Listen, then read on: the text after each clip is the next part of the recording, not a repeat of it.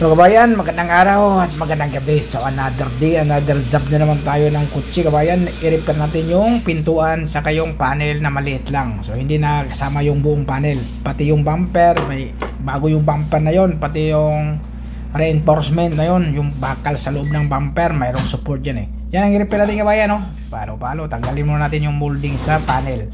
Yan, yan.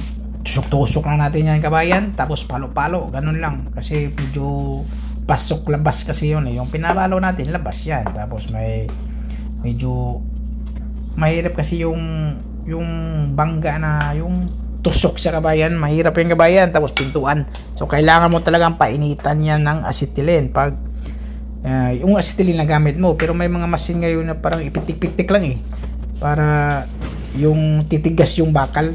Tapos wala tayong ganun eh. Ang gagawin natin, yung palo-palo lang muna tayo. Mas maganda din kasi may butas din sa tagiliran ng pintuan. So mayroon siyang butas dati ha. So hindi ko binutasan, pero plano ko talaga yun na butasan ko, pero mayroon palang butas. So yun, mas maganda. Tapos sikwat-sikwat na lang. Tapos yan, nilihan na natin yan ha. Bali okay na yan sa kabayan ha. Kunting palo-palo na lang din yan pagkatapos. Tapos sabay pahin na tayo ng nilagyan ko pala ng konti yung kabayan, nilagyan ko konti ng fiber. So, pinahiran ko ng konti lang na fiber kasi pintuan yung kabayan eh, bawal, hindi maganda yan yung pintuan sa fiber. Maglagay ka ng fiber sa pintuan, okay lang yung panel. Yan kabayan, oh. So nilihan na natin, masin natin maliha. Ganun lang ang technique niyan, no? Para mas mabilis yung trabaho. Tapos yung naman, yung luma naman yung Subaru na yan, Subaru Crosstrek, yan o. So pinahiran ko ng ulan, tapos niliha ko. Pagkatapos ng liha ng fiber, so kunti lang ang fiber nilagay ko bayan ha, yung medyo, kasi hindi ko na pinalo yung talagang lubog na yun eh, kasi pag paluin mo palabas yun, automatic gagalaw-galaw na yung pintuan. So ang ginawa ko, kunti lang labas, hindi ko tinudo. Pag sa tingin ko, pahiran natin ng fiber, yun pahid na. Pagkatapos ng fiber yun, masilya na agad. So hindi na pala blending yung pintuan na yun sa unang pintuan, saka yung pinaka-panel niya, yung sa baba lang yung pinturahan niya sa panel na yung kabayan. Kasi may molding naman eh, pati yung molding walang bago ngayon eh. Parang gift lang kasi yan sa may-ari, gano'n. Yan, liha agad. So 1 pa rin tayo yung liha natin, 120 na agad. So, masin talaga yung unang liha natin, pagkatapos masilya kabayan para mas mabilis. Kasi pag mano-mano yan, pagod ka talaga. Gano'n. Saka na tayo magmano-mano pag medyo na kuha na yung masilya. Ano, di ba? Sa tingin ko, pag magpahid pa ko ulit niyan, pahiran ko pa. So hindi na ako magmano-mano. Yan lang. Yan, masin lang muna. Tapos pag sa tingin ko, pag magmasilya pa ko ulit niyan, pahiran ko ulit ng masilya. Yan o. Di ba? Okay yung kabayan. Yung linya, importante yung linya din kabayan ha. Kasi yung linya na yan, tagilid na yan kanina eh. So, ayusin natin yung linya. Pag magmano-mano na tayo pagliha dyan, sasabay naman yung linya eh. Tapos mayroon naman tayong round na pang liha. Hindi ko pala nagamit yung liha kanina na magandang liha, yung pang round. Isang ibang round yung ginamit ko, yan ang ginamit ko eh. Mayroon tayong ibang pangliha na medyo mahaba, tapos maganda talaga yun. Rubber hindi ko nagamit, nakalimutan ko pala.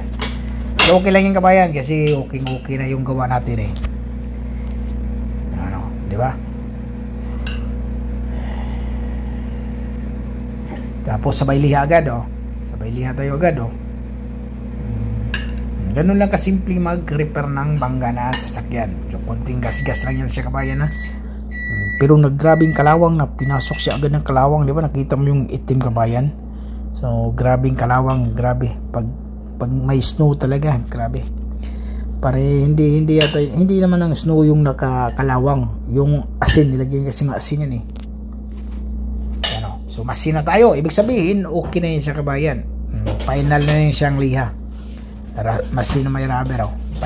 Final na yan, so ibig sabihin primer na siya, pa-primer na yan, diba? O check natin, titingnan natin. Panglinis pala yung gamit ko yung kabayan ha. Panlinis, hindi tubig yan, panglinis yan. Matanggal talaga yung yung matinding dumi, matanggal yan. So okay oh. So ganito pala ang yung kabayan oh, ito yung ipahid namin pagkatapos na masiyahan. Kasi minsan kasi pag isang patong lang masilya, dalawang patong, minsan may mga butas-butas na maliliit. Yan ang ipahid natin para takpan yung butas na maliliit. At hindi yan, magandang gamit yan kasi talagang matatakpan yung butas-butas na maliliit, yung pinhole. Diba? Yan, ipapahid mo lang siya kabayan. Yan. Pero kailangan ipahid mo nang idiin yan, ha? Hindi yan basta-basta ding pahid. Idiin mo talaga siya para papasok. Tapos pag medyo may butas-butas, papahiram mo ulit. Tapos diin mo talaga siya. Yan, ganun lang, diba?